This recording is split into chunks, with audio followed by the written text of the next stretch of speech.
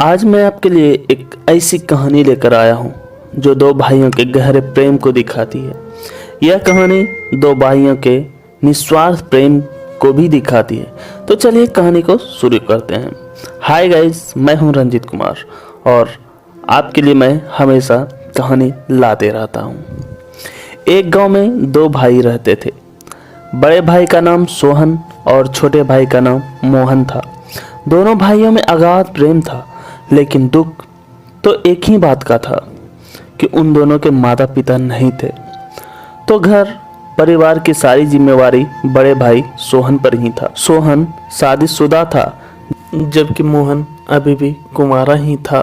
मोहन हर एक काम में बड़े भाई सोहन का हाथ तो बटाता था, लेकिन साथ ही वह यार दोस्तों के साथ खूब मौज भी करता था। मोहन के दोस्तों का उसके घर आना जाना लगा ही रहता था। दोस्तों के आने में चाय, नाश्ता और भोजन का खर्च भी लगता था।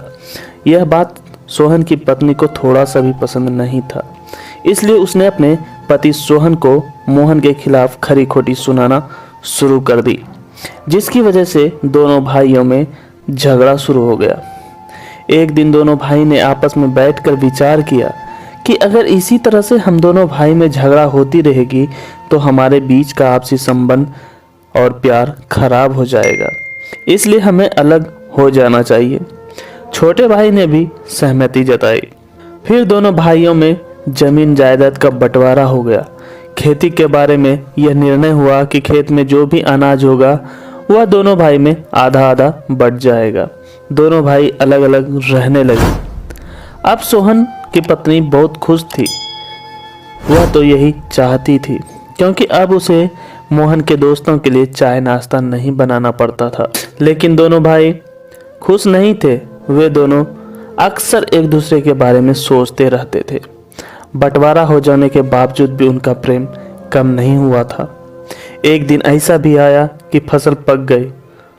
दोनों भाई ने फसल की साथ साथ कटाई की और उसे बराबर बराबर अनाज के ढेर को बांटकर वहीं खेत में ढेर लगा दी। तभी सोहन अपने छोटे भाई से बोला, देखो मोहन, तुम्हारे दोस्त बहुत हैं, उनको खिलाने पिलाने में काफ़ी खर्च होता होगा और तुम अकेले भी हो। अनाजों का सही से देखभाल नहीं होने से कुछ अनाज खराब भी हो सकते हैं, इसलिए तुम्हें 5 बोरी अनाज ज़्यादा लेना चाहिए। इस पर छोटे भाई मोहन ने उत्तर दिया, नहीं भैया, मुझे ज़्यादा अनाज की ज़रूरत नहीं है, लेकिन आपका परिवार है, आपके बच्चे हैं, इसलिए आपको अधिक अनाज की ज़रूरत है। आप 5 बोरी अनाज ज़्यादा ले लो। इस तरह दोनों भाई एक दूसरे को अधिक अनाज लेने के लिए कहते रहे, लेकिन कोई एक दूसरे के हिस्से से अनाज लेने के लिए तैयार नहीं हुए। अंततः दोनों भाई ने फैसला किया कि रात हो गई है, आज रात अनाज यहीं रहेगी, हम लोग सुबह आकर इन्हें ले जाएंगे। दोनों भाई अपने अपने घर आ गए। दोनों खा पीकर अपने अपने घर में लेट गए, लेकिन दोनों को नींद नहीं आ रही थी।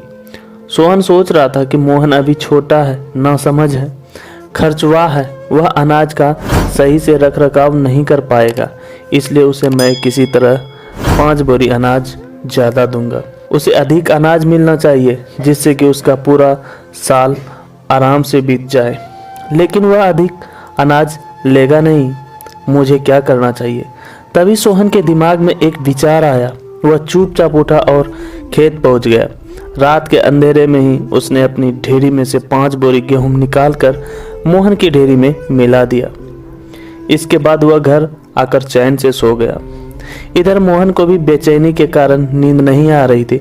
वह सोच रहा था कि भैया बड़े होने के कारण संतोष कर रहे हैं, जबकि उसका परिवार बड़ा है, जिम्मेदारियां भी अधिक है, उन्हें अधिक अनाज मिलना चाहिए।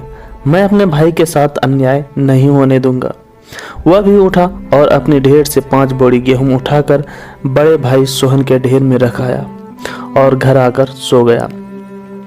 सुबह हुई। दोनों भाई जल्दी जल्दी अनाज लाने खेत पहुंचे तो दोनों ढेरियों को बराबर देखकर चौंक गए।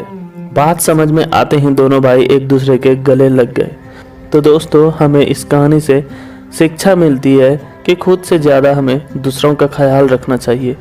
अगर हम दूसरे के बारे में सोचते हैं तो वह भी हमारे बारे में कुछ ना कुछ ज़रूर सोचेगा। तो दोस्तों, आप हमें कमेंट करके बताएं कि ये कहानी आपको कैसी लगी। अगर पसंद आए तो वीडियो को लाइक करें और ऐसी ही कहानी सुनने के लिए हमारे channel A to Z story को सब्सक्राइब करें। और हाँ, बेल आइकन प्रेस करना ना भूलें, क्योंकि मैं जब भी कोई कहानी अपलोड करूं तो उसका नोटिफिकेशन आप तक पहले पहुंचे। धन्यवाद।